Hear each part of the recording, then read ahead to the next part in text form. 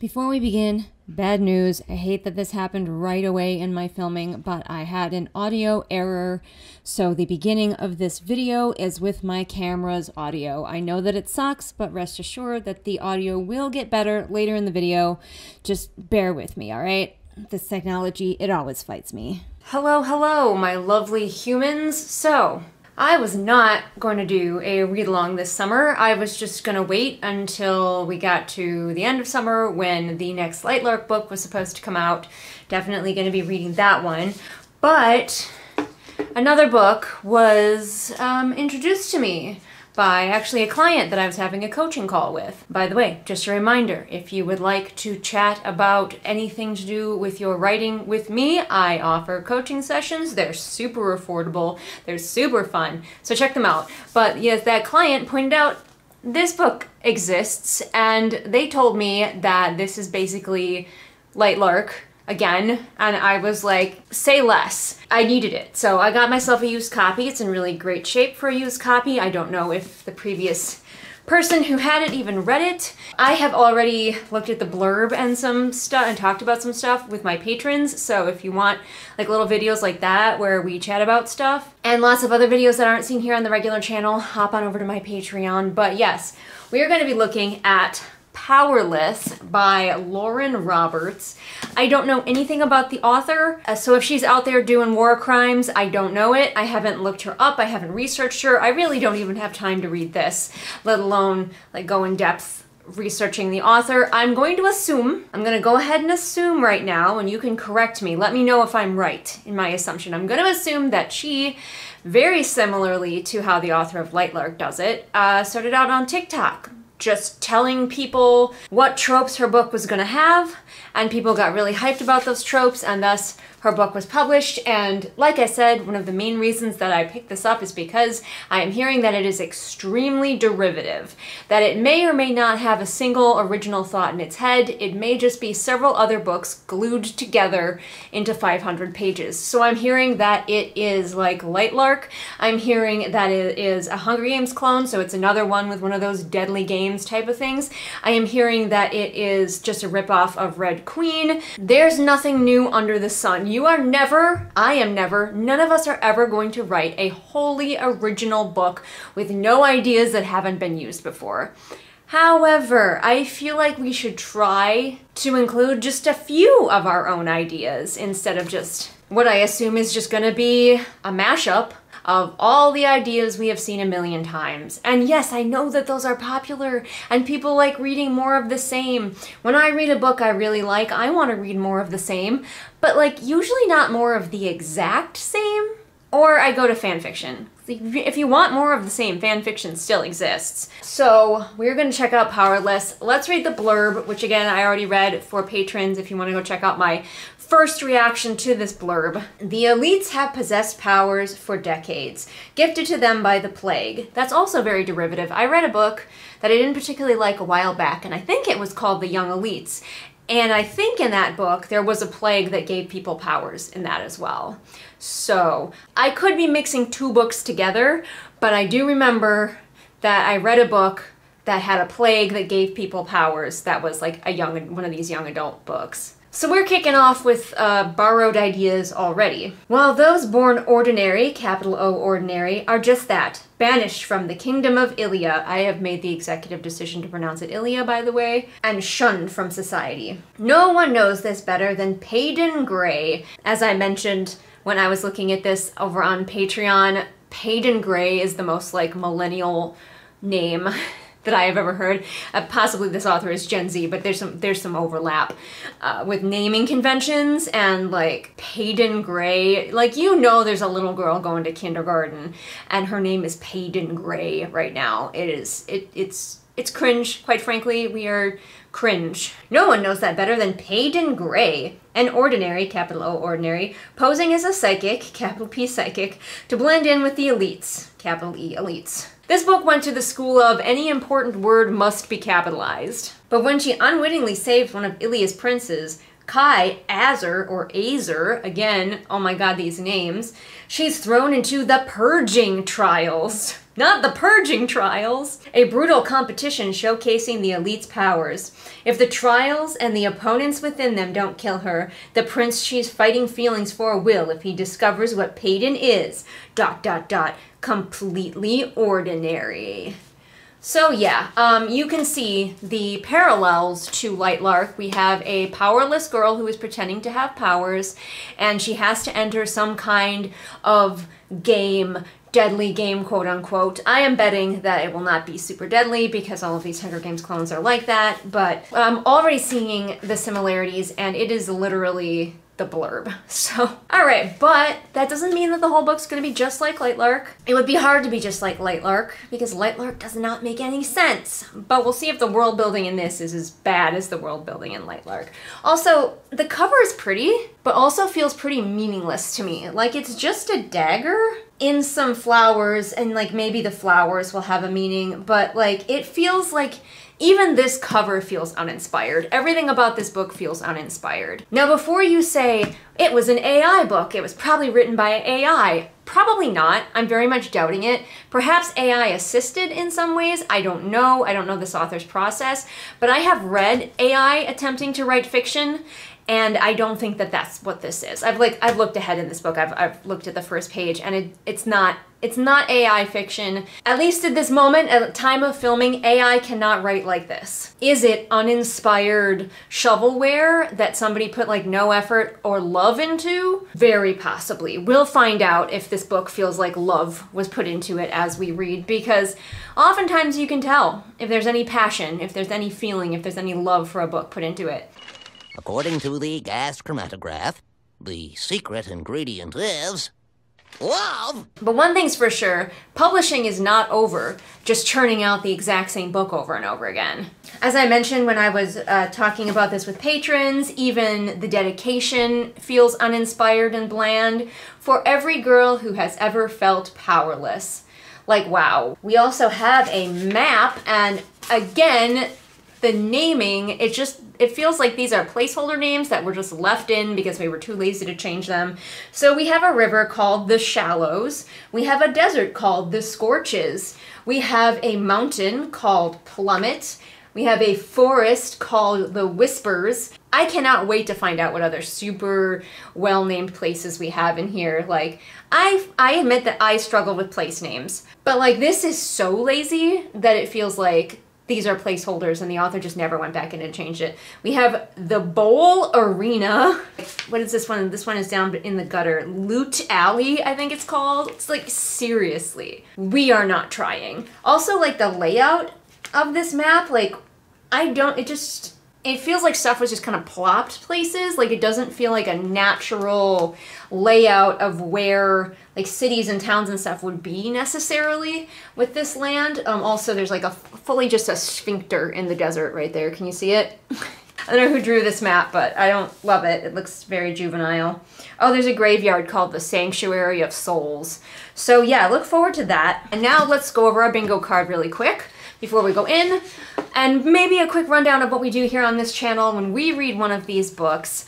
This is kind of like a reading vlog, but like more intense. So I read the book, I tell you what's going on, and I talk about it in depth, sometimes line by line. Not always, but sometimes.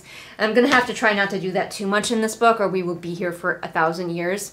Get used to disappointment. I go through this book very in-depth, very intensely, as an author myself, as a professional editor myself, and I talk about what this author is doing well and what they are doing poorly and what we can learn from that. And also, of course, we got the jokes, we got the japes, we got the silliness going on as well. The sass is always like dialed up to 11, so we have a fun time. And one of the ways that we have a fun time is with what I call Bad Book Bingo. Today we're calling it Derivative Book Bingo, and I made a special one just for Powerless. Let's go through my bingo squares. I will try to remember to post this online if you want to print this out yourself and play with me.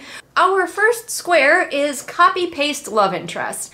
That means that the love interest is Rhysand, is Xaden, is Grimm, is like just a copy and paste boy from all of these books. It's the same damn man. And if it's the same man again, which will not surprise me, he's gonna have either pale skin or be ambiguously brown. He's gotta have dark hair, it's usually curly, and his eyes have to have gold flecks in them. And he's gotta be tall and unusually muscular, and his muscles, they gotta be mentioned a lot. So yes, that's gonna be our man, guaranteed. Also, he's gotta be like super like skilled at fighting and super masculine. Like, he can never have a single moment that's not like hyper masculine ever. Then we have the blurb lied, which speaks for itself. Magic / lore does not make sense. Everyone praises the MC. That's when a lot of times in these books, like, yeah, it's okay for one character to praise another every now and then, but in books like this, oftentimes every character, including villains, will be jumping through their own butt to tell the main character how amazing they are. That happened a lot, especially in Iron Flame, but also in Fourth Wing. Awkward language choices. This is just for anything that's like awkward to read. Word choices, the way sentences are structured. I have a feeling this book is going to get this pretty early on from my little sneaky peek at the first chapter that I did, because I was bored one night. I have side characters, no personality. Main character turns out to be the special. I am betting that in this book, where the character has no powers, supposedly, there's no way that this author, who's writing a very derivative book, is gonna be able to resist the trope that the main character actually turns out to have like better powers than everybody else. They were just hidden, or they were like suppressed somehow. But if this character turns out to never get powers, I don't know, I'll buy the whole series. Now maybe she won't get powers in this book, I'll be very surprised, but as the books go on, there's absolutely no way I feel that this author is going to be able to resist giving her main character powers and probably making that main character more powerful than everybody else. Main character and love interest have the same voice. I picked this one because I know that we are going back and forth between the 2 points of view, so if they sound exactly the same. I have badass hero, constant damsel, so that's when we're told that the main character is just like such a badass, but she is constantly in need of saving. Now don't get me wrong, a main character needing to be rescued sometimes is perfectly fine, but if you're going to insist to me that your main character is like so badass and can handle herself, and then you're gonna have her constantly being damseled, I'm gonna call you out on it. I have random MacGuffins. All of these derivative books love random MacGuffins. I have Do You Think Your Reader is Dumb? That's any time that the author like over-explains something or reminds you of something that you just heard. Horrifying implications. So many of these books, like if you figure out like any of the world building or even any of the characters' motivations, there are horrifying implications involved. Of course we have to have horny. That is for a world or characters that are just horny beyond reason, beyond logic. We have world building is shallow. Terrible plans is when either the main character or the bad guys have just the dumbest plans. For this book, I have deadly game with no stakes, so we're going to be told that this is a super deadly game, and then everybody finds excuses not to fight each other, not to kill each other, not to get the deadliness going. I have fat equals evil or no fat people, which was a suggestion. We're combining them because these books either have fat people who are evil, or they just forget that fat people exist and don't have them in the book at all. We have unhinged bullies. That one goes out to all of the bully characters who go from 0 to homicidal in like seconds. We have spice over plot, which is where important plot scenes get like a couple of paragraphs and spice scenes get like entire chapters. We have awkward sex scene, which is for awkwardly written sex scenes, not for characters being awkward during sex. We have surprise baddie reveal, love interest saves main character from sexual assault, injuries don't matter, and info dump. So if we see any of these on the page, friends, we will mark them down. But now I think finally we are ready to begin. If you hear noises in the background, I do not have the house to myself, so let's get started. I hope that this first chapter is not like super long. I don't know how many chapters I'll be doing today. We're starting out with Payton. Also like, okay, they're not super long, or at least this first one isn't. I'm gonna guess that they're gonna be fairly short. Again, like Lightlark. Yep, it looks like it. It looks like they're gonna be pretty short. Which is better for me, honestly. I find it easier to read like a bunch of short chapters than one really long chapter for whatever reason. I guess it makes me feel like I'm making progress. Oh, I forgot, we gotta take the dust cover off. We always take the dust cover off We're gonna take... I was just reading the author bio, and apparently this is her first book. I don't know if that means that this is her first book ever. I hope not. Or this is her first book that she's gotten published. And it does mention that she can be found on both TikTok and Instagram. So yes, I'm betting that she's a bit of an Instagram star. But let's look at the inside. Nothing on the back. I do like the silver, and I don't hate this. Just a little silver sword with the vines on it. I kind of like that, honestly. That's like the prettiest thing for me so far. We also have, this also reminds me of Lightlark, just the sort of vines or flowers kind of coming out. None of them look like boobs though, so it's got that going for it. We are starting out, we have a first person present tense. I don't like present tense for fantasy. I'm fine with it if it's a contemporary book. It seems to fit better for contemporary, but first person present tense for fantasy is like, I don't think it fits well. Maybe for certain books it does, but already I hate it. Let's look at the first lines, shall we? Thick, hot liquid runs down my arm. Blood. Blood! Blood! Blood! I just like that as a first line. I get it. It's trying to be catchy. It wants you to be like, why is this character bleeding? But for me, it's not doing anything. For me, it feels very much like the author going, oh my gosh, have I hooked you? Have I hooked you? Look, I've hooked you. And it's not doing what I prefer in a big opening line. If you would like to see an opening line that I feel like is like Chef's Kiss, is doing a really good job, I have a video about that. Already these sentences are so awkward, and if I stop and read you every awkward sentence, we'll be here all day, but so we had the first line, blood.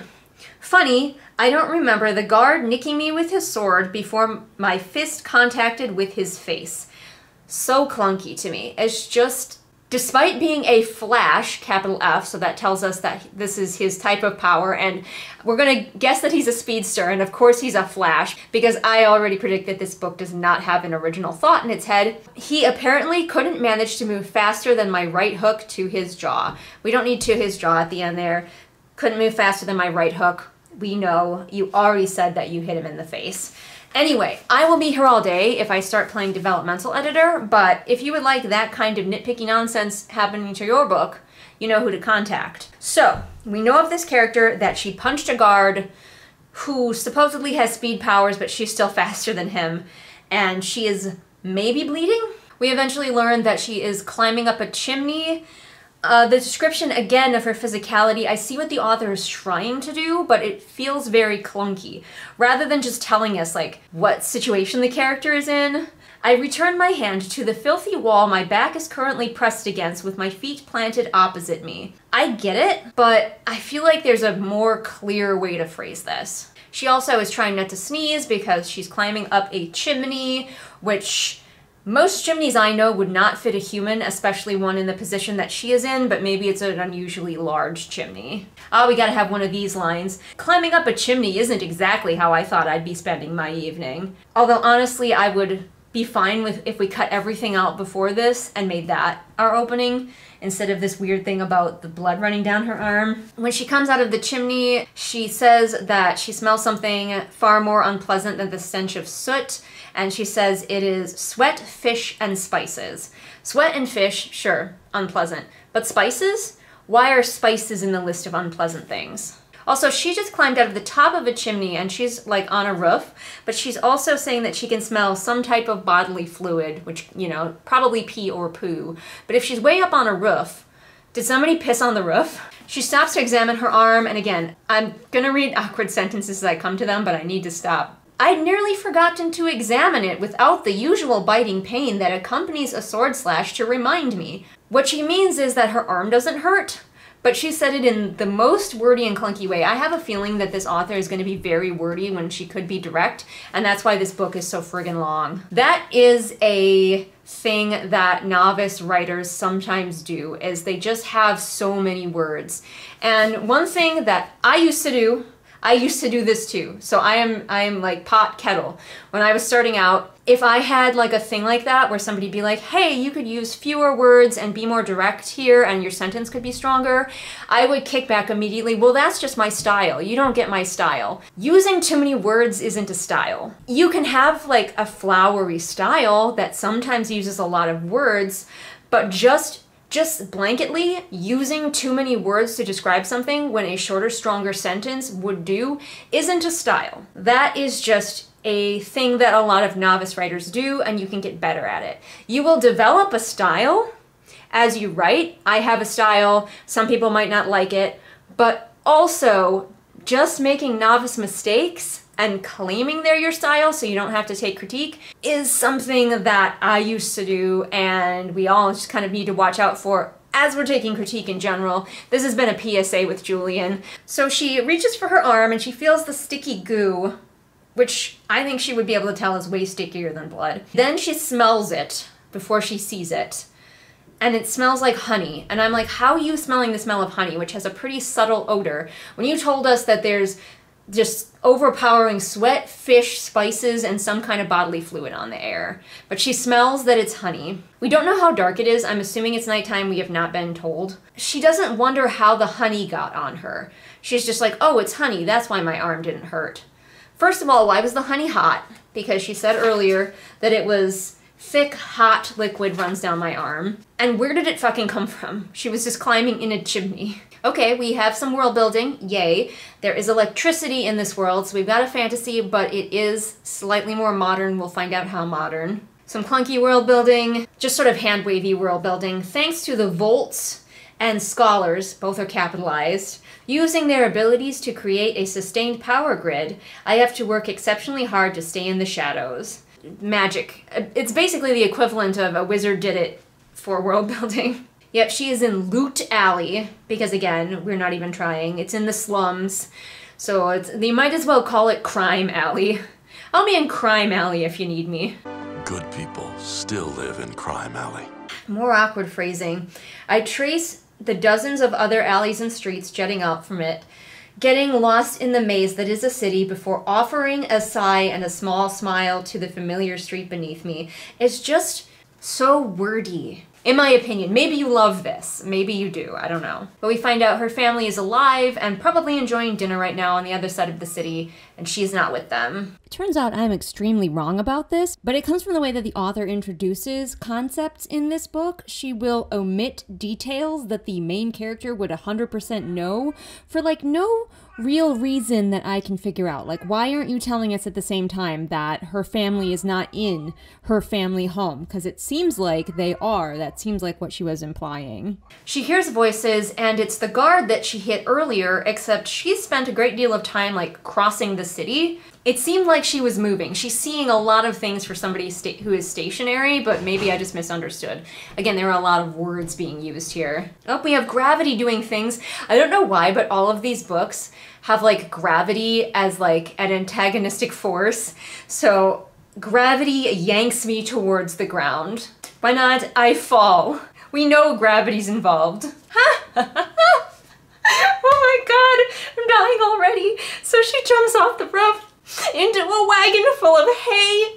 We're stealing from Assassin's Creed. Uh-oh, did my thing stop recording? Sorry everyone, I lost my audio there for a second. I'm using my old phone to record, and for some reason it just like crashed or something. The app that I'm using just crashed.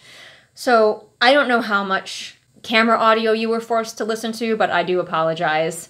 Anyway, I was dying laughing because we're just doing Assassin's Creed now.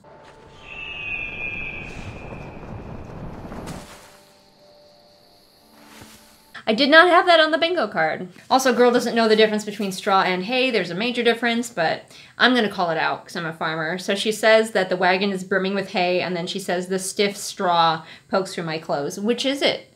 Is it hay or straw? She says looters slumped against alleys, not alley walls, alleys, or tucked in between buildings, which is I think what an alley is, whisper among themselves as I pass. Looters, what are they looting? Looters implies that they loot. What are they looting? They're not. They're just hanging out. Now you might be thinking she just means looters, as in residents of Loot Alley, which, you know, could be, except for this is the one and only time that she ever calls residents of Loot Alley looters, ever in this entire book, if that's what she's doing. And also, I don't think it was capitalized. So I think she's referring to people who loot that are just hanging out. Is that kind of like Vikings, where like the word used to mean the activity, but now it just means the people? Very clunky way to show that she has a dagger in her boot. I feel the weight of the dagger tucked into my boot and relax at the comfort of the cool steel. Like, there are much more graceful ways to tell your reader that there's a dagger in her boot. For example, have it poke her in the leg when she lands in that handy wagon full of straw. She also passes groups of fellow homeless. How are those different from the looters? She calls some of the other homeless people have magic, apparently, and they have purple force fields. So I don't know how technologically advanced we are, but we know what force fields are. Not shields or magical barriers, force fields. Oh, we have down and down used in the same sentence. This is a really common thing that happens, especially with newer writers, but it happens to me too, so you never really get over it in my experience, is that your brain will latch onto a word and you will use it multiple times in the same sentence or paragraph. So we have, several guards cross my path as I zigzag down streets, forcing me to slow down to steer clear of them. So down streets and slow down in the same sentence. You could get rid of that second down, forcing me to slow to steer clear from them. Or several guards cross my path as I zigzag along streets. Like, you have options. One of the things that I do for you as your developmental editor is point out reused words. We have saying the same thing twice, which could be a do you think your reader is dumb or awkward language choices. Every shop, corner, and street has been bestowed the gift of leering white uniformed law enforcers. And then these brutal Imperials have been stationed everywhere along Loot Alley by decree of the king due to an increase in crime. So you tell us that they're stationed everywhere, and then in slightly different way, you tell us that they're stationed everywhere. We still have no idea where this motherfucker is going. She climbed out of a chimney after punching a guard, and she's crossing town on the streets. I thought she was going to run across the roofs, but no, she's on the streets. That was my mistake earlier. But where's she going? Like, we're watching her, but why are we watching her? Like, by this point, we should find out what the fuck this character is doing. I know a lot of times you want to start with action and watch a character doing something interesting, but what and why? For all we know, she's just crossing town to go get a sandwich. So instead of God knows, she uses plague knows, and plague knows what else, which I feel is very clumsy. Like, do they think that the plague that happened in this world has a consciousness? Do they worship it like a deity? Like, why would that make sense in this sentence? Why would the plague know? Like, again, it's the author trying to clunkily get world building in. Boy, everything is capitalized. So she lives in a, like, barricade pile of old wagons, and she calls it the fort, capital F fort. It'd be like if she lived in a house, she would call it, ah yes, my house, capital H, house. But she reaches her home, which I guess is where she was going this whole time. She has a companion, a roommate, who has curly hair and, like, pops out and asks, did you get it? This character's name is Adina. I believe she will be playing the part of the young, bright-eyed hopeful that the main character, who is more cynical and world-weary, has to take care of. She's already giving that vibe. She basically turns out to be an amalgamation of 3 Hunger Games characters. So Katniss's sister Prim, Rue from Inside the Games, and also she has hints of Tigress from the Ballad of Songbirds and Snakes book, which I also feel pretty sure that this author read. But also, Adina has some magical powers. She can phase through things. Oh yeah, we definitely have a soul pain main character. She says that her young friend, I'm assuming young, because this person is acting very childlike already. We're not given an age yet, but her young friend is admiring of her and looking at her with admiration, and the main character thinks, like, I'm the hero and not the villain. Oh my god. I'm having flashbacks to All of Us villains, where the characters would not shut up about how they were totally the villain. Do people really think that they're the villain, like, in real life? I suppose if they want to be super edgy. I'm sure there are some, like, dudes in trench coats sitting there feeling edgy who are like, I'm actually the villain of the story. And it's like, sure you are, Bob. Oh my god, we are being bludgeoned over the head with how happy and smiley and sweet this Adina character is. just bludgeoned. We finally find out the mystery of why she has honey on her, but not why it is on her arm. But she has also stolen sticky buns, and they are in her pockets, and somehow she got some on her arm. So Adina's ability, her ability is called her phaser ability. Her phaser. She's a phaser. 4 phasers locked and ready to fire, sir. Fire phasers. We're not even trying. We're not even trying. We could do something cool like her smoke walking ability or something like, give it a cool fantasy name. Don't just call it her phaser ability. For the second time, we're told that she walks through something without a thought. We get it the first time. Apparently, though, she robs the same shop like all the time. Despite my robbing the woman at least once a month for the past several years, she still only managed to conclude that I am a he. First of all, again, more words than you need, but also you've been robbing the same store once a month for a year. At that point, you gotta suspect that the shop owner wants to be robbed. It's probably an insurance scam. Honestly, she's probably happy that you're doing it. Now, what is the plague good or bad? What is the plague to these people? Because Adina says, thank the plague you didn't get caught. We have beneath and beneath very close together in a sentence. Tracing the rugs worn pattern beneath us, the feeling familiar beneath my finger. So the main character gives the other character like a glare for using the word plague in a sentence because it reminded her of the plague. But the main character has been thinking it and thinking phrases like, thank the plague, to herself. So I don't know why she's so mad. But now we're getting some backstory. The plague came, it didn't kill people, it gave them superpowers, hooray! So yeah, it did kill some people, but everybody who survived was rewarded with a superpower. I'm gonna guess now that our main character did catch the plague, and she survived, but oh, somehow she didn't get a superpower. She just must be one of the unlucky ones. But we'll find out later that she totally did, she just didn't know what it was. But also it is very clear that there are people with superpowers who are like in the slums as well. So it's not like everybody who got powers became the elite. So I guess there's like different levels of power having.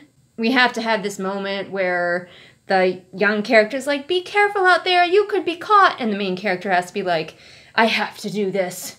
It's my way, it's what I do. Even though it would make 1000% more sense to have the character who can phase through solid objects be the one who goes out and steals things. But no, we're not doing that. Conversations that characters would never actually have with each other, because if she's been going out and robbing the same fucking shop once a month for like a year, the little side character is not going to be worried about her anymore. We have more of the same word being used in the same sentence. Again, this is just kind of novice stuff that a good editor can help you find and fix. My guess is that her publishers were far more concerned going, hey, this book is going to be the next piece of shovelware, we need to get it out, than they were with making strong sentences. Again, I didn't mean to keep turning this into an advertisement for myself and the services that I offer, but when I do a full developmental edit of your book, I'm going to help you on the line level figure out these things and help you make not only your story stronger, but your sentences, your paragraphs, your wording stronger. So apparently all the nations lived in peace until the Fire Nation attacked. So everybody was just getting along, I guess, even though some people got magical powers and some didn't. And then it took some king named Edric showing up and being like, actually, fuck those powerless guys.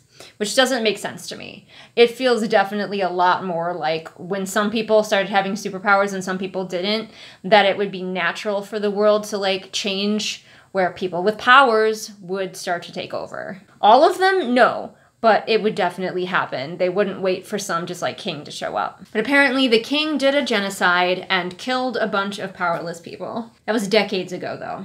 She has a memory from her father, who I thought was across town eating dinner, but maybe not, maybe he's dead. Her memory is, oh my gosh, this is so cringe. Hide your feelings, hide your fear, and most importantly, hide your facade. Isn't a facade a way to hide something? Like a facade is like a mask, is like a disguise. So she's supposed to hide her own disguise. Doesn't make any goddamn sense. No one can know you, Patey. Yes, her father called her Patey. Clearly he hated her. Trust no one and nothing but your instincts. So thank you, Dad, for that advice. I'm not going to have trauma about it. Adina is like, all right, enough talking about the plague, but they haven't been talking about the plague. The main character has been thinking about the plague for about 2 pages, but their conversation basically stopped. Also, we keep repeating, we've been told 3 times at least this chapter that the little side character's eyes are hazel. She has hazel eyes and you need to know that.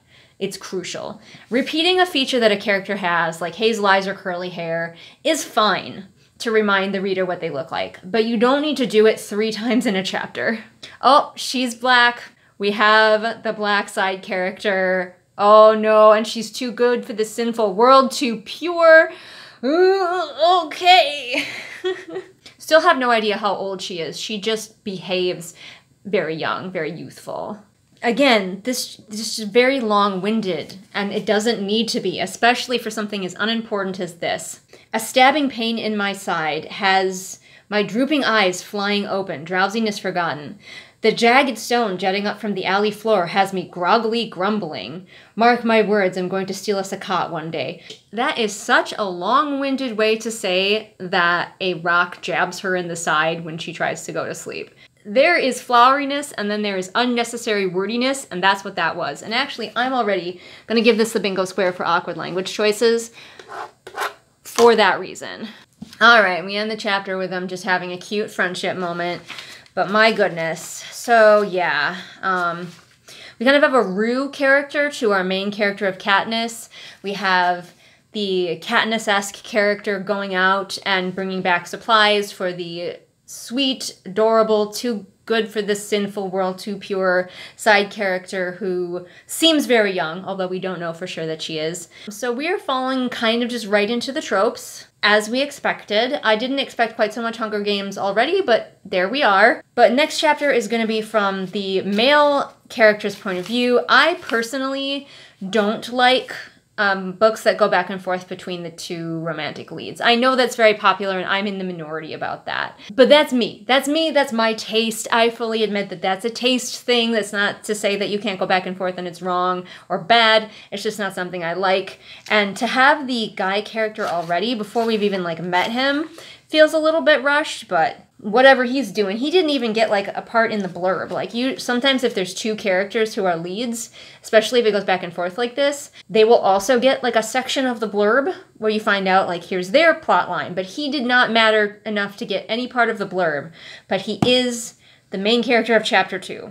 All right, so we already have awkward language choices. I suspect we are heading towards a magic/lore doesn't make sense. I feel pretty comfortable that we're going to get the bingo square that I forgot to add about a person of color just there to serve the white main character. But we'll see. All right, I'm going to stop for now. Adam's going to make me some lunch. He's going to make me pancakes for lunch. And I might read a bit more today later, but also going to give my little app a break, because it failed on me already once. Where's my bookmark? I betcha a ferret stole it. I don't even know where my good bookmark is. I'll find it. Anyway, I'll see you for the next chapter. Visual and audio recording, let us go ahead and hope that we do not have another audio crash. It has been a few hours since I last filmed today. I had lunch, it was pancakes, it was delicious. Let's get at least one more chapter with Kai. I'm gonna try not to be so nitpicky. I know you tune in for the nitpickiness, but I cannot be stopping every time we reach an awkward sentence, so I'm going to try to sum up more. Let me explain. No, there is too much. Let me sum up. So we meet Kai doing some sort of sparring session with someone called Kit, but he also, everybody has basically just replaced the word God in our language with plague, which, it's fine. If they worship the plague, what is their relationship to this plague? Some people love it, some people hate it, but they seem to all use it the same. And I guess, because when we use, oh my God, in this world, it doesn't necessarily mean we believe in God, but it just strikes me as weird that this has been so adapted into their language. And what did they use before the plague came along, and why did this word get adopted into this, spot in their vernacular? I know nobody cares about that stuff, Julian. It just seems so weird to me that they're using plague to be And this time it's pluralized. Kai thinks, plagues, Kit is in a lovely mood today. No, Julian, you cannot stop every time there is an awkward sentence. Just share the good ones. Oh, you guys, I'm struggling. Nope, it's not smoke. All right. So he and this person named Kit, who turns out to be a guy, are sparring, and Kit is using fire and Kai is using water. And so it says, hearing the fire hiss before it melts into nothing more than a thick cloud of steam, Kit squints, attempting to see me through the smoke. It's not smoke, it's steam. Those are two different things. Come on now. Apparently, Kai can also use fire, though. He's not, like, a waterbender. Apparently, Kit is his sibling because he calls him little brother in that way that characters in books always do, but you wouldn't in real life. And let me be very real with you right now. I don't actually hate that. I know a lot of people hate it because it does feel very clunky and unrealistic. But it has become, in fantasy, I don't like it when it happens like in contemporary, but in fantasy books, it has become the quick and easy way to tell you that two characters are siblings. And I don't hate it. Maybe that makes me an awful person. Oh, it hurts me. It hurts me. After standing to my feet. That gave me psychic damage. Standing to my feet? We are getting exposition via dialogue that is, again, very clunky. Now, you know I said that I don't mind the hello, brother kind of conversation, even though it is unrealistic. But now we're having an as-you-know conversation where two people who definitely know these things about each other are talking about things that both of them know. Like their roles, like how Kit is going to rule the country and Kai just wants to be a warrior. They know this about each other. They don't need to tell each other. Now he feels the need to say, I'm saying that we're only half-brothers. No, I don't think it works. Also, they keep changing back and forth. Up here it says, plagues, Kai, you're better with my powers than I am. And then down here it says, thank the plague for that. So is it one plague or multiple plagues? Why are we adding the S sometimes and not other times? This writing is very clunky, though. I cannot be pointing out to you every little thing, but my god, I would have had so many notes for this author. We walk the worn path between the dirt training circles that reside on the castle grounds. Reside implies that they are alive, that they are taking up a place of residence. Yes, to be clear, reside can also mean a secondary meaning to, like, be near something, to sit near something, whatever.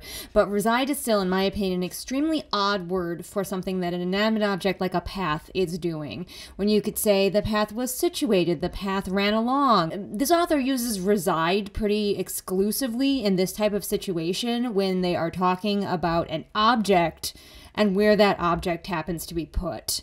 And it just throws me every time. There are other words besides reside that would work better in these situations. Also, we're told that the sun is beating down and it's very hot, but the ring is muddy. So has it recently rained? Why isn't the mud dried up if it's so hot? That's a little nitpick. That's a small nitpick. There's a lot of nitpicks to be had. I just chose that one. We're just being quippy and sparring. They've decided to spar with weapons now instead of powers. So we only have like a small description of action, and even that is clunky, which does not surprise me. Action is difficult to write, and if you're very new, you're gonna have a hard time with it. Ooh, this hot boy who's really good at fighting has blonde hair. That doesn't save him from being a clone, though. Like, there are other aspects that are gonna just make him a clone. So he's not safe from my bingo square of copy-paste love interest just because he has blonde hair. However, good old Kai here is already thinking exactly the same way as our lead character from the previous chapter, where he's like, I'm the dark one, I'm the one who like has the responsibility and the prowess, and I don't like people. Like, the same vibes. I mean, they're meant for each other, really. They can both go be broody at each other. I got feelings, so many feelings. Ooh, we have a new character who has lilac hair. Is this gonna be our version of, oh, what was her name? Who had pink hair? Who had pink hair? Come on, brain, work. She had an Irish name, I feel like. What? You know who I'm talking about, though, from the Silly Dragon book. I can't remember her name, but boy, oh boy, do I remember that she had pink hair. Is this character gonna be this book's version of her? Her name is Blair. God. Oh, this writing is so bad. Please let me edit your book. Oh, look, bitchy Blair. I breathe under my breath. Everything about this is clunky. The dialogue is clunky. The characters' actions are clunky. Just so many repeated words, sentences that have way more words in them than they need. It's just not good. It's bad. It is novice writing, like 101 here. She also has to remind these people who she is. Like, I feel like I'm being punished for saying I don't mind the, hey brother kind of thing, because she's like, as the daughter of the general. Like, these guys don't know who she fucking is. So the only important information that I feel like we found out so far is that Kai pulls powers from other people. So every power he has right now is from somebody else who's in his vicinity. He doesn't need to be touching them. I don't know what his radius is, but everybody in the training ground, he's got their powers. It is giving Grimm a little bit. You know how Grimm could sense curses, and so he knew that Isla wasn't cursed in Lightlark. I feel like we're going to have similar vibes with this one. Like, is he going to be able to tell that our lovely main character doesn't have any powers? Or is she going to, like, read like she does have powers, but maybe he can't access them? Like, what secret will he reveal? So in a very awkward scene with the bully, which basically only exists so that she can let us know who she is, and that Kai is going to be some sort of enforcer. He is an enforcer, I'm assuming magic cop. Then he, like, bests her and that scene is over. So here's one way that you can treat your reader like they're dumb, and that is not understanding that something is a reaction to something else. So they've gone to the kitchen and they're bantering back and forth with the cook. Not a very important scene in my opinion. Kai was injured in the sparring and his arm is still unbandaged, so she says, "You better not get blood on my counter, Kai." I crack a smile at that. This wouldn't be the first time. You don't need at that. There's a lot of that happening, and I haven't pointed it out yet, but here's a great example of it. You can just say, I crack a smile, because we can tell as readers that what he's doing is in reaction to what the previous character did. You don't need to say, I crack a smile at that. You don't need to say, he responded because of what I said, or any of that. That's hand-holding your reader. They don't need it. It's more words. They don't need it. Trust them to understand. If two characters are, like, having a conversation or sparring or anything like that, that when one character does something and another character does something immediately after that, that it's almost certainly in reaction to what the first character did. That's going to make not only your dialogue, but your action scenes flow better. Here's another example of a couple words that you don't need. I reach around her and grab an apple from its basket as I say, I look forward to our next food fight. You don't need as I say. The quotation marks mean that the character is saying it. So the character does the action, I reach around her to grab an apple from the basket, I look forward to our next food fight. Don't need as I say. Then after they just faff around in the kitchen for a while, just being cringy and having bad dialogue and bad action, a servant boy shows up and is like, the king wants to see you, and it is Payden's turn once more. How long is Payden's chapter? It's a little bit longer. Let's see. I don't feel like reading it right now. Maybe I'll come back to it today. Maybe I won't. I did warn you all that it would take a while for these to come out, so. Yep. I've got other chores I need to do. I need to clean a bathroom. I need to clean out a chicken coop, so I'm gonna go do those things, and I will see you all when I see you for the next chapter. Hello, we are back for another chapter of Powerless. Got some time today, gonna try to get through some of this thing. Chapter 3, we are back with Payden. Let's see what else this little plucky little thief is up to. Thief with a dagger, because of course she has a dagger. Let's see if she ever gets anything besides the dagger. Like, that's the big question. I should have had women can only use bows and daggers on my sheet. So we started the chapter by her getting her toe run over by a merchant's cart, and she's, like, mad at the merchant. But, like, it's a cart. You presumably saw it coming. I think it's a little bit more your fault that you got your foot under his cartwheel somehow. The main character says that she has numerous nightmares, because of course she does. But sometime between all of those nightmares, Adina, her friend, felt the need to wake her up. If she wasn't having a nightmare, why did her friend need to wake her up between nightmares? Because it makes it sound like she wasn't waking her up because it was morning. She was waking her up just to be a jerk, I guess? I still can't get over the fact that she lives in Loot Alley. She's talking about all these merchants around, and I'm like, why would you as a merchant set up your wares in Loot Alley? So apparently she looks across and she sees that there are only 14 cops out today when there's usually 16. And also we find out that the Imperials, aka the cops, wear white masks over half their faces. I don't know which half, bottom half, top half, half and half, like the Phantom of the Opera. Don't know. Here's another little example of using more words than you need. She's watching a transaction go down, several coins, and snatching up a bundle of what can only be black leather. Instead, snatching up a bundle of black leather. If it can only be black leather, then you don't need to actually write down that it can only be black leather. But she decides that she's gonna rob the it can only be black leather guy. Oh, she has silver hair. Oh, I should have had special girl hair on here. Just assume that it's also on the bingo card. There's not enough slots on the bingo card for a book this derivative. But everybody knows that she has to have special hair. Like, I know, I'm a millennial. I know, I understand that we all grew up with these over-designed OCs that we made that had the brightly colored hair, that had the stupidly complicated outfits, but I think we need to leave that in the past, okay? I desperately now want main characters who just have normal colored hair. And silver, always silver. Silver or pink. Sometimes blue. Where's my green-haired girlies at is what I want to know. But she lets down her silver hair as she approaches her mark. I'm gonna guess that everybody in this world has funny colored hair because as she's letting down her cascade of silver hair, she's thinking to herself, make them underestimate you, make them overlook you until you want to be seen. So I'm guessing that funny colored hair is normal. This is only a guess because otherwise letting down locks of silver hair is kind of the opposite of making them overlook you until you want to be seen. Oh, she's also got scars on her back. That's important. Sometimes in these stories it's the guy, sometimes it's the girl, but somebody's got to have scars on their back specifically. She's doing a lot with this one moment in time. Remember that words take up space and time in the reader's mind, and the more words you have, the more time feels like has passed for the reader.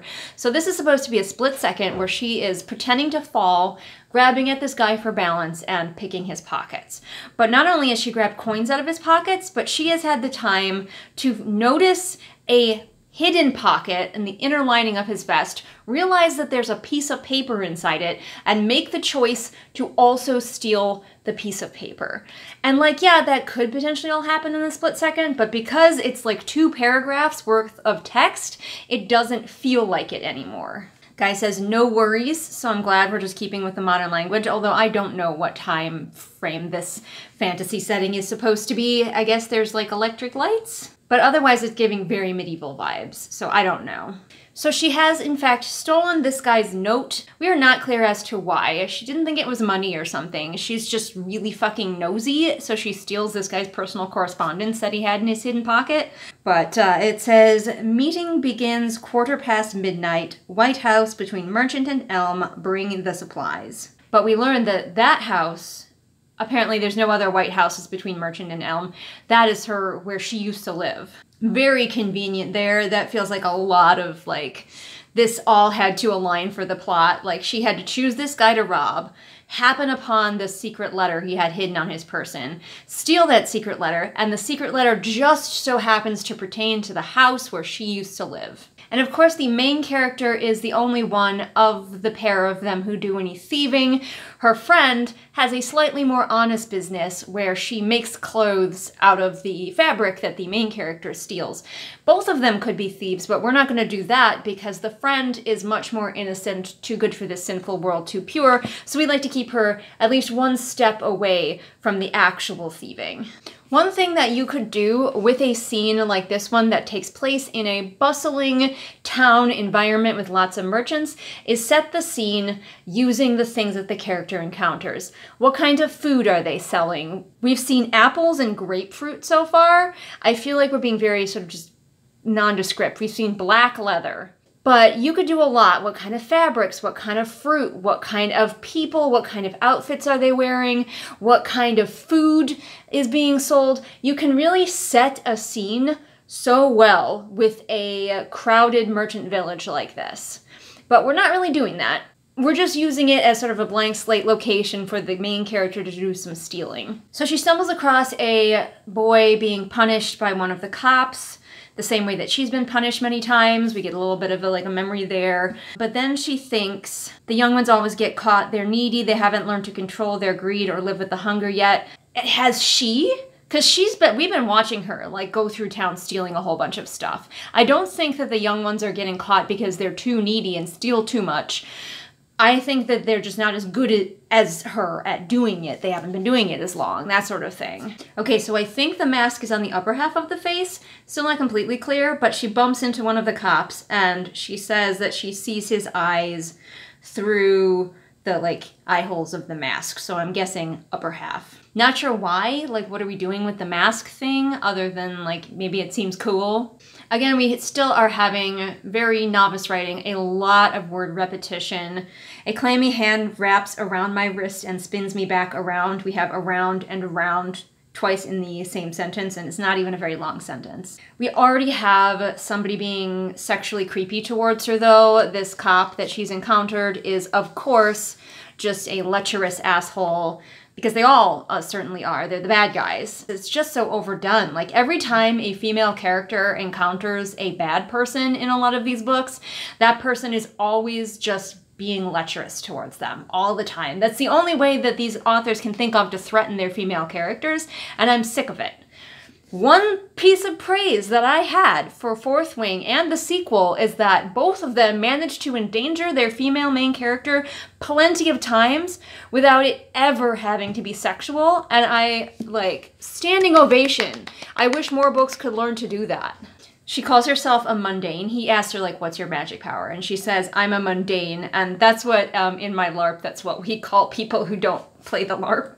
Oh, but maybe mundanes is something else. I don't know. She says that she's a mundane, and then she says that she's a psychic. She proves it by correctly guessing that this guy, this creepy guy, has recently broken up with his wife because he cheated on her, and he gets mad and smacks her in the face. And then he calls her a bloody witch, which makes no sense. He just asked her what her powers are. He's heard of psychics before, even though he claims he's never actually met one. And he asked her to prove that she has a power. And then he's freaked out by the power he asked her to demonstrate and calls her a witch. What does witch mean in this world, first of all? And second of all, why? Why would he act like this? That exchange was super fucking awkward, but thank goodness it's over now. And now we get an explanation for how she guessed what she did about him, and I really wish that we had seen her seeing those things in the moment as she told him those things. So she noticed that he has a tan line on his finger where a wedding ring used to be. I would like to see her seeing that and then saying to him, you're freshly divorced. Does that make sense? Instead of separating the two, instead of going, here she is doing the thing, which we know, because we already know she doesn't have powers. We know that she's just deducing this stuff. So why not let us see her deduce it in real time instead of telling us later how she deduced it? It is not really difficult to construct a series of influences. We learn about another type of magic ability. Again, the naming in this world, just, people who can climb up walls are called crawlers.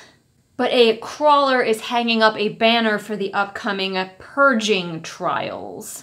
So we find out as she's thinking about the purging trials, thanks to this convenient banner that goes up in front of her, there are two types of people who compete in it, royals, and it's basically the districts. So we've got the rich districts who have been set up to win because they've been training their whole lives, and then poor people are also thrown in for entertainment factor. So we end with the main character being thank God I'm just a regular person and I will never have to worry about competing in the purging trials. Oh, but there are 500 pages to this book, so yes. I also have a theory, and I want to share it now. I know nothing about this book. I haven't looked at anybody else's reviews of it or anything. My theory is that she's a big old thief at the beginning of this book. I'm going to bet that once things kick off, and especially once she's met her boy, that she will forget that she's a thief and never use those skills, even when they would come in handy. Now, maybe I'm wrong. Maybe I'm wrong. Maybe the author will remember that she has these skills, but I've seen it happen a lot where a main character starts out really, really skilled, but as soon as they, meet the male lead, all of their skills go out the window. What do you guys think? Comment below and let me know if you agree with my guess. And I am going to stop recording and go eat some lunch now. See you in a little bit. All right, I had my lunch and I'm back for, ooh, we're not going back and forth. I thought we were just gonna literally go back and forth between the two characters, but we are with Payton again in this chapter. So it's a really short chapter. It's like 4 pages long. But let's see what Payton is up to, even more than we previously were. Now we have an orange. So the foods we have seen so far, sticky buns made with honey, oranges, apples, and grapefruits. That's it for food we've seen so far. Apparently this girl stole exclusively fruit from the market though. Oh, new lore just dropped that I don't think we knew about. She's wearing her father who is presumably dead, she's wearing his wedding ring on her thumb. Okay, her mother's also dead. Both parents dead. Okay. Then what was up with the house that she was living in? I guess we're supposed to piece together that mystery. It's a character thing that we gotta find out as we go. But we're given the clue that her mother did not have any powers, but her father apparently did. I don't know if we have been told yet what it was. Adina says, I sold that top I had been working on for ages, and it took me a minute because I'm reading a fantasy book to remember that she means like top as in shirt, tank top, whatever item of clothing that goes on the top. I don't know why we can't be specific and say like, I sold that blouse I've been working on for ages. I sold that sweater I've been working on for ages. There's a lot of that kind of sentence level vagueness as well happening in this book. That is another sign of a novice writer. Look for places where you can be specific. It will help your world feel more real. But also the main character is in fact wearing a tank top and she calls it a tank. So we are going with the modern clothing school of fantasy world. So even though everything seems vaguely medieval aside from like electric lights, people are, I am guessing, just out here wearing jeans and t-shirts and tank tops and such. I don't know why this like latest group of young up-and-coming fantasy writers hates fantasy clothing so much, but clearly they do, because they are not interested in dressing their characters in anything except like tank tops and sexy leather pants. And maybe it's just because it's easier to find on the internet pictures of people dressed that way so that you can be like, hey, look, here's what my badass character looks like. Why not commission some art? That's what I want to know. But anyway, yeah, I don't like that trend. I, in fact, hate that trend. Even though I cannot sew, I have not a lick of sewing talent within my body. I love costumes. I love looking at clothing throughout history, and it makes me really sad that this trend in fantasy stories is veering away from using anything interesting or creative, and everybody's just like wearing modern clothes, except for maybe sometimes the bad guys will have armor or something. She's also wearing a vest with pockets, and it's just, all I'm picturing is like one of those bulky fisherman vests that you see. Okay, well, if you're leaving, then I guess you should take this. It does have a lot of pockets. Very handy pockets, yeah. We are given the reminder that there are fewer guards out today than there are supposed to be. That plot point did not come to fruition in the previous chapter, but the author is keeping it in our minds. Apparently the main character has pretended to be a psychic before because her little friend makes fun of that act of her pretending to be a psychic. If the main character is somebody who's like hyper observant, I do want to see it. Like, yes, she noticed there are fewer guards than usual. That's good.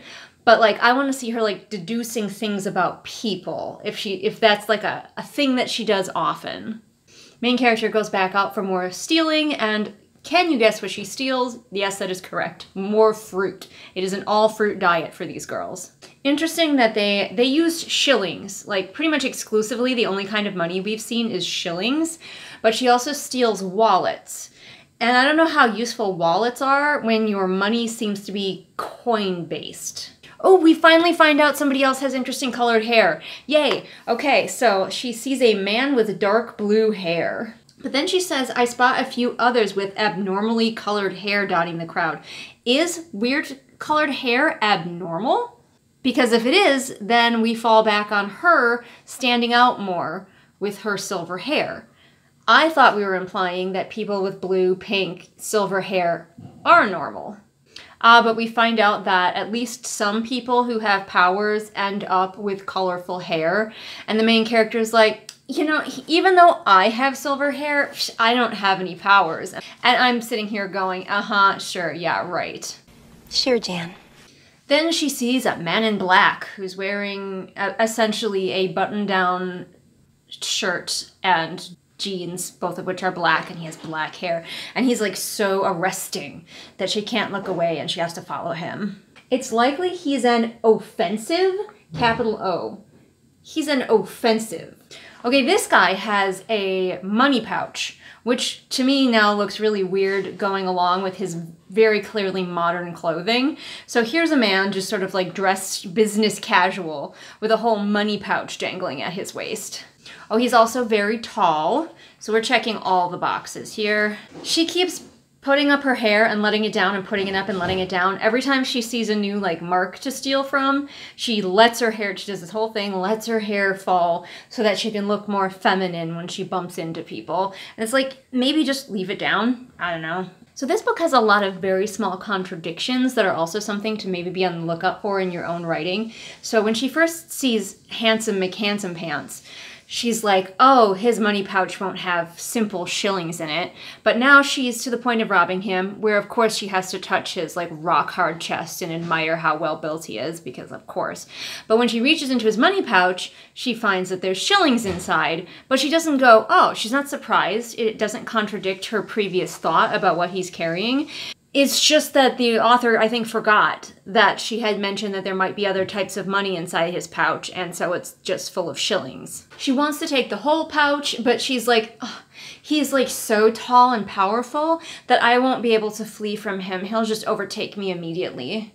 And again, this must be so ridiculously obvious what she's doing to anybody who's watching from the outside, because again, he is literally just wearing a button-down shirt and pants with a money pouch hanging off of it. Nothing to conceal what she's doing. Oh no, he's got a tattoo. All right, if this turns out to be the main guy, he is a copy-paste love interest and we're getting that bingo square. Like, I know the main guy had blonde hair, or I thought he did. Maybe it was the other guy and I just got mixed up who had blonde hair.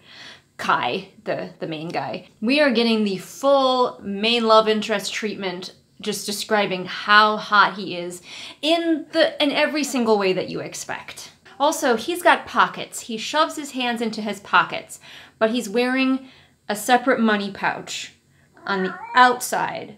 Oh, now we're supposed to believe that she makes like a lot of really keen observations about people, because she's like, oh, she's walking away now and she's like, I made so many observations about him.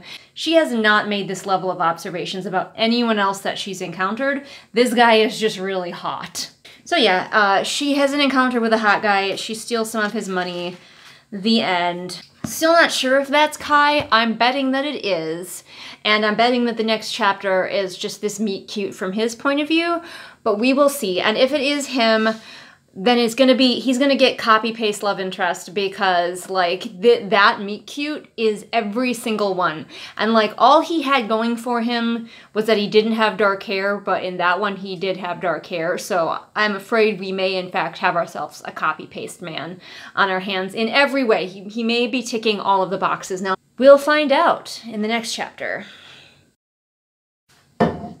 We're back with Kai. He's our guy. Oh dear, this is a longer chapter. Fine. Let's see how quickly we can get through it. I want to go back to playing video games.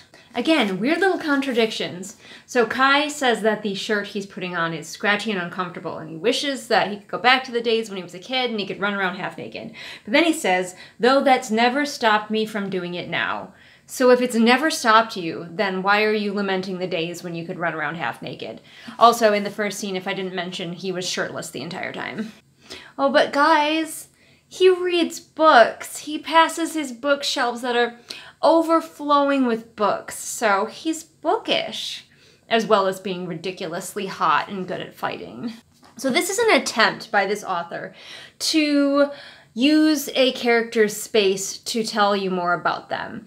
And it kind of works. Like, now we know that he has bookshelves that are overflowing with books, so we can infer that he at least collects them, if not reads them.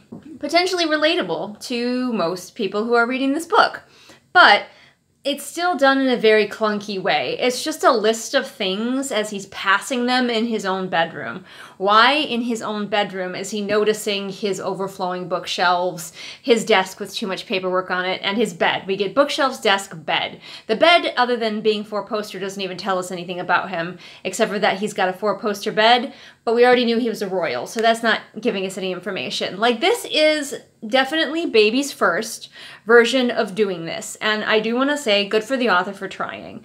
But if you really, really want to, like, get down to it, instead of just saying, I passed my shelves that are overflowing with books, maybe he finishes reading a book and puts it back on his overflowing shelves. Maybe he stops by his desk and casually signs a couple documents that he doesn't care about. Let him interact with these objects instead of just listing them. Listing them can work, especially if it's more than just, I have a bookshelf and I have a desk and I have a bed. But even more, next level, interaction. Why is he looking at his bookshelf, his desk, and his bed, other than the fact that they are in his bedroom? So he goes to see his father, who is just hanging out in the throne room. That's what kings do in these stories. They just sit around in their throne room all day. More proof that Kai just casually wanders around shirtless, though. His own father is like, good, you put on a shirt. I cannot get over the naming in this book. Every time I think I'm used to it, they go and tell me the name of something else.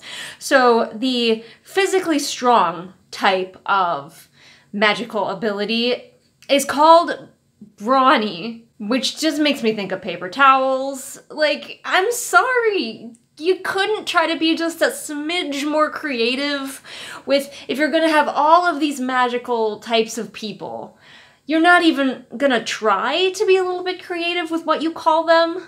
We mentioned that the father has a small smile, you know, playing on his lips in 3 separate paragraphs. Like, okay, we get it. We get it. Little smile, that's pretty rare from him. We don't need it reiterated 3 times. Oh, we got a badass on our hands over here. Kai is thinking about how much he loves killing. Great, great. That's a quality that we enjoy. Like, I'm serious. Why are the girlies so into just, like, straight up murderers? Like, I get it if you've got a guy who's, like, forced to kill but he doesn't want to, things like that. But no, Kai is legitimately thinking to himself, gosh, I love killing. Murdering people just brings me so much joy. And I'm like, this is our love interest? This is the guy we're supposed to be rooting for? Ma'am! Ma'am! Ma'am! So here's a question. I may just not be understanding it. I don't think that all of the people who got superpowers got fun-colored hair, but we're finding out now that anybody who doesn't have superpowers is killed off, and that is one of Kai's jobs. And his dad is like, I need you to go do a murder for me. We found an ordinary, capital O ordinary, hiding out somewhere, and you need to go kill them. And I was like, okay, how do you tell? Is it because their hair isn't a fun color? And then I'm like, okay, well, main character's friend's hair isn't a fun color. Does she have? Yeah, she does. She does have magical powers. She can phase through things. So it's like, I'm just wondering, like, how do you tell? I'm sure the book will inform me. Actually, I'm not sure if the book will inform me. I don't trust this book to tell me anything. Get used to disappointment. Why do some people get fun-colored hair? I'm sorry, I can't avoid that question. The type of magic user that Kai is called a wielder. He's basically this book's version of the one who does all from that other terrible superhero book that we read. I forgot the title of it, and I don't care to look it up. But let's not forget that Kai is also just very, very tortured because his father, like, raised him to become an efficient murder machine. So it's really not Kai's fault, honestly. Okay, he does have dark hair. I must have got confused earlier, because Kai says that he has dark hair. Yeah, Kit is blonde. I got confused earlier. That's just me, probably just reader error. Kit is blonde. Kai has dark hair. So we are very much just back into copy-paste romantic interest territory. But yes, we just went into the room. Kai literally went to his dad. His dad was like, I have somebody I need you to kill. And then Kai's like on it and they go. That could have been an email. Why wasn't that like a note that somebody gave Kai? I don't think it's a secret. I don't think this is a secret mission, because I'm pretty sure that everybody knows that the king has people killed if they don't have magic. So like, what? I know why this scene exists. It's because we, the reader, have to get the dynamic between Kai and his father. I guess good that we get the dynamic, but it was done in a scene that feels otherwise useless, and that's something to watch out for. Whatever the purpose of your scene is, and it should have at least some purpose, make sure that the set dressing of that purpose, so the fake reason that we're here is that Kai's father needs to send him on a mission. The real reason that we're here is that we need to get to know about Kai and his father's dynamic. But the fake reason doesn't work because there's no reason for it to be happening. Ooh, we have horses, so I get my opportunity to tell how badly this author does with horses. One of my favorite pastimes. Get used to disappointment. So the big mystery of why there are not as many guards in Loot Alley as there normally are is that 2 of them were reassigned to Kai, which feels like a real letdown as far as mysteries go. He went to the stable and we didn't even get to see which horse he picked out. We just jumped to him being on horseback already, riding down the streets of Loot Alley. So I can tell that this is going to be one of those books where horses are essentially cars. They have no other function than getting from point A to point B. We forget that they're animals with their own personalities, likes, dislikes, all of that. Also, this would be an amazing opportunity, if the author was interested in this sort of thing, which they are very clearly not, to build a cool world. Because we have electricity, later we find out we have flush toilets, like we have modern technology, or at least some modern technology. So why not take this opportunity to give them a cool mode of transportation? Maybe they've invented steampunk motorcycles or something. Like, let's do something interesting with it, instead of just, yeah, he got on a horse and then he got off the horse and he was at his destination. But this author is allergic to doing anything creative with her world building. Once again, we have inanimate objects residing. The kitchen resides in the other half of the room. Now, maybe that is a potentially correct use of that word. It's just not one that I would ever use. Resides implies to me that the thing is alive and residing somewhere, like it needs a place to live. So Kai has gone to some guy's house and he's like, hey dude, do you have an ordinary living here? And of course the guy is like, nope, no idea what you're talking about. But here's my wife and family. I guess one of the many powers that Kai has is that he can just sense if people are ordinary or not. I feel like maybe we knew that. But he reaches out with his powers and he can tell that nobody here is the ordinary, which again, I think I mentioned this before, is definitely giving me Grimm and Isla vibes, because he could tell that she wasn't cursed. Oh, we get more of the delightful names for these powers. For example, one of the children named Ezra is a hyper. He has heightened senses. But don't worry, Kai is a master detective. He notices that there are 5 bowls in their sink when there are 4 people in this house. And so that's a clue, even though maybe somebody just like had an extra bowl of food at some point. Like, do you assume that this family washes every single dish the moment that they're dirty? Also, by the way, this is just basically that scene from the beginning of Inglourious Basterds. The Führer couldn't have said it better himself. Kai is basically a Nazi enforcer who's come into these people's home, hunting down the person that they are hiding. And Kai is going to be our romantic lead. Like, I don't care if later we find out that he was very sad to be doing this actually. That's what this is. He's a Nazi. He's here to do a genocide. But he hears a squeak in a floorboard and he's gonna look under it to no doubt find the person hiding there. So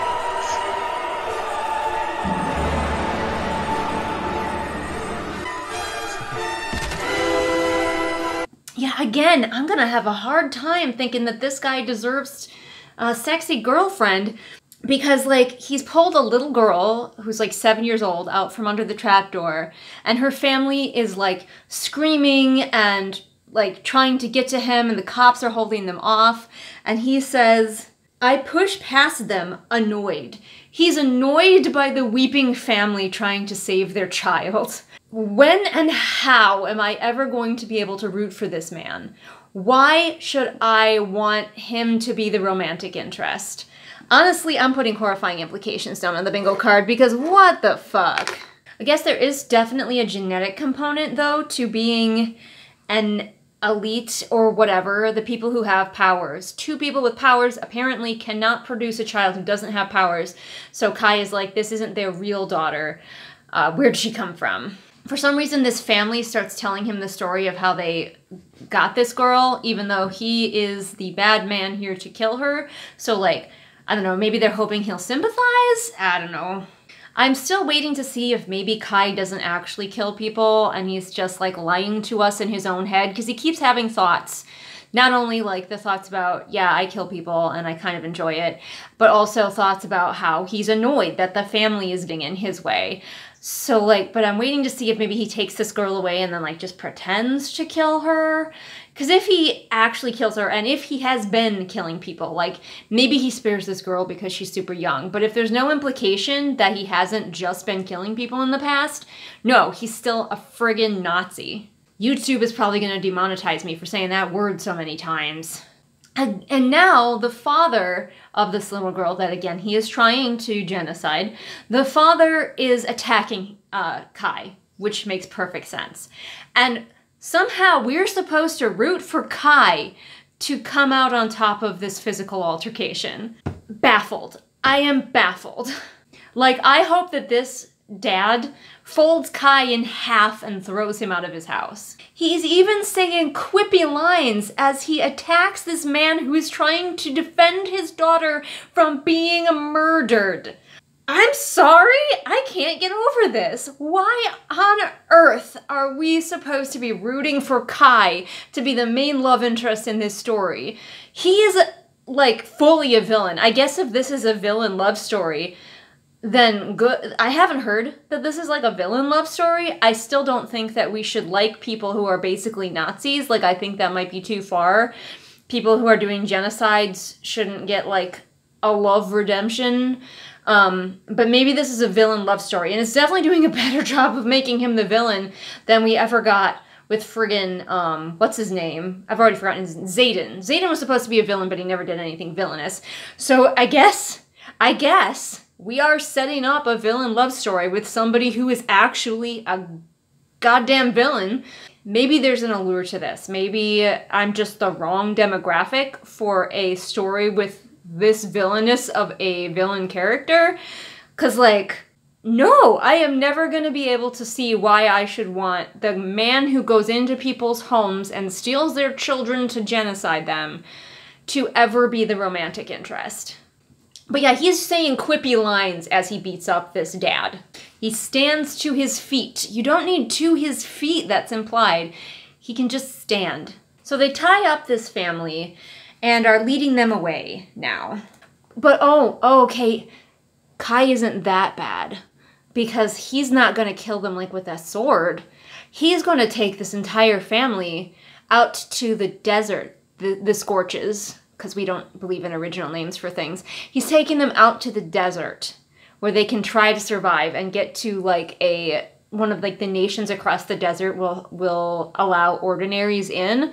So if this family with no supplies can survive crossing this desert, they'll be fine. So see, Kai isn't so bad after all. He's an asshole. I legitimately don't know what the author wants me to get from this scene. Like, I honestly don't. Because we're just following Kai. Now, as he drags this family and this little girl into the street, the little girl is fighting back. He and the little girl are going back and forth. And I'm like, what am I supposed to be getting from this scene? Am I supposed to be hating Kai with every fiber of my being, which is what's happening? Am I supposed to be on his side somehow? Because usually when you have a viewpoint character like this, who we know for a fact is going to be the romantic interest later, we're supposed to side with them. Like, we're used to siding with a character in this position, where he's not being set up as the villain. He is definitely set up from the blurb, from the cover, quotes, from everything. He's set up as the romantic interest. Yet we're watching him do this horrible thing And he's not even having any redeeming mental thoughts about it except for like, it's too bad that this kid is so young. She's a little bit feisty, but he's not even regretting it as he does it. So I'm like, what am I supposed to be getting from this scene? Like, I would be honestly curious to pick the author's brain and be like, what did you want from this scene? What did you want us to come away feeling? Because what I'm coming away feeling is revulsion. Also, the desert is like right up against the city, but I don't remember there being a mention of the city being like so hot during the day, because like this isn't like a video game where the different areas have like an invisible barrier between them. If you are so close to a desert that you can just mosey over to it and send the family out onto it, then the city is in a desert. Okay, so his ability does have a range. He grabs the little girl and he's running with her into the desert to reunite her with her family.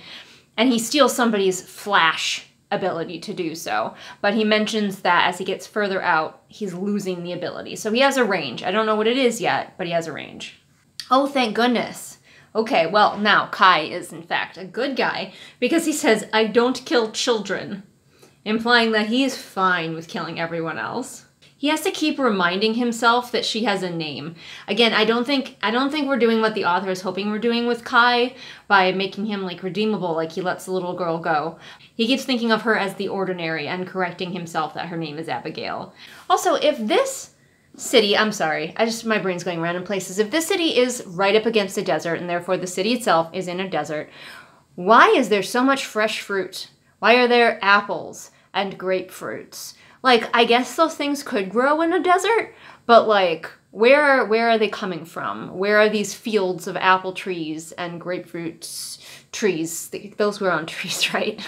Sorry, I'm an idiot, I don't know. And orange trees. They had apples, oranges, and grapefruits. And everybody's out here just wearing modern clothes. They're not wearing clothing that would suit a desert society as they would be because, again, this guy just had to take a very short walk through town to be on the edge of this hyper-deadly desert and just, like, push this family out onto it as though it's a body of water and not a desert. He stands to his feet again. I have a feeling we're going to need to take a drink every time this character stands to his feet. So they're off into the desert, and he thinks that they're still gonna die. So really, he didn't save this child's life at all. He just shoved her out into a desert instead of killing her in the town square. So yeah, he is still just straight up a Nazi, doing genocide on behalf of his father, and making only the barest of bare minimum attempts not to murder children. So I don't care how hot he is. Kai is an awful, awful human being. And I don't know how you're going to redeem him in my eyes. Because, like, yes, he didn't slit this child's throat, but he put her and her entire family out into a deadly desert, which he fully, unless he's lying to us again in his own head, which at this point he could be, but he fully expects them to die out there. He doesn't give them any extra supplies. He doesn't say, oh, here's a bunch of water, because where would he keep it? He's just wearing a shirt and pants. He just sends them out into the wilderness. He gives a little girl a knife. No. Nope, nope, nope, nope, nope. Nobody nope. I hate him. And I will never be able to root for him, no matter what he does in the future. What did the author want me to get out of this scene? I think it's that Kai is like in a tough position because his father makes him kill, but it's okay because he like spared the child. If you're listening at home, there were quotation marks around all of those things. Seriously, how are we supposed to like this man? Anyway, I'm gonna let you go and I'll see you for the next chapter.